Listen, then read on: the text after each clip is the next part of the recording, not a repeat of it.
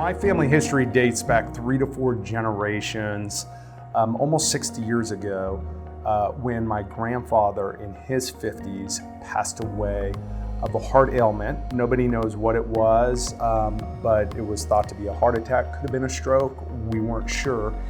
And then fast forward to my grandfather's son, who is my uncle, my dad's brother, who passed away at the age of 26 in the 60s of an aortic aneurysm. Then fast forward to the 80s, in the early 80s, my father passed away at the age of 42 of an aortic aneurysm. Then fast forward to the early 2000s, it was determined my brother had an aortic aneurysm at the age of 36.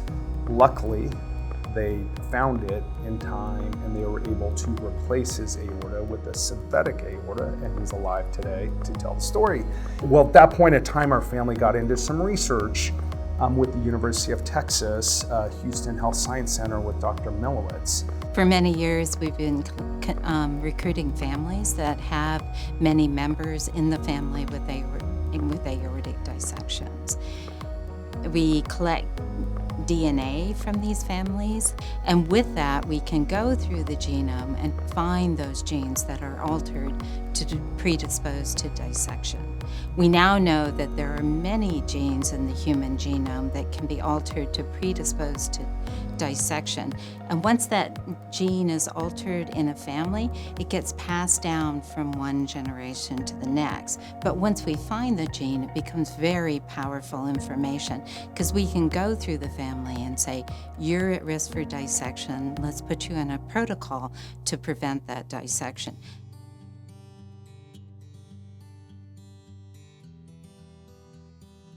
About 8 or 9 months ago, our family got a phone call, and I personally got the phone call from Dr. Milowitz's clinic, and basically was found out that they found the gene that has been causing the aortic aneurysms in our family, and I do not have the gene, and my family won't have the gene going forward.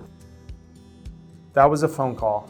Then I got to tell my wife that about 2 minutes later, I was at home.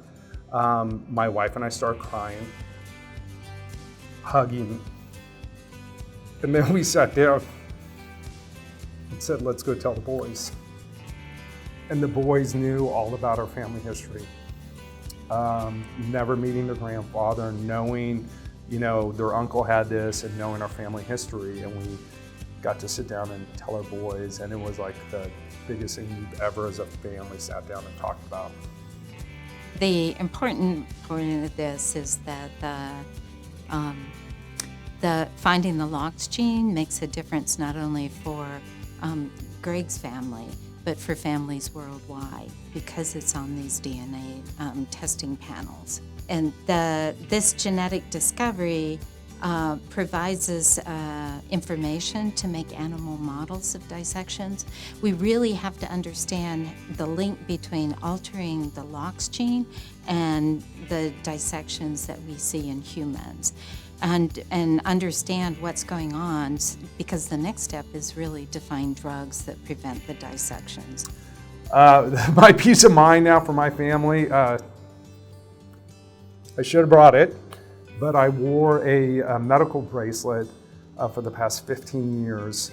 That was a warning that if something happened to me, that I had a family history of an aortic aneurysm. I got to cut that bracelet off 6 months ago.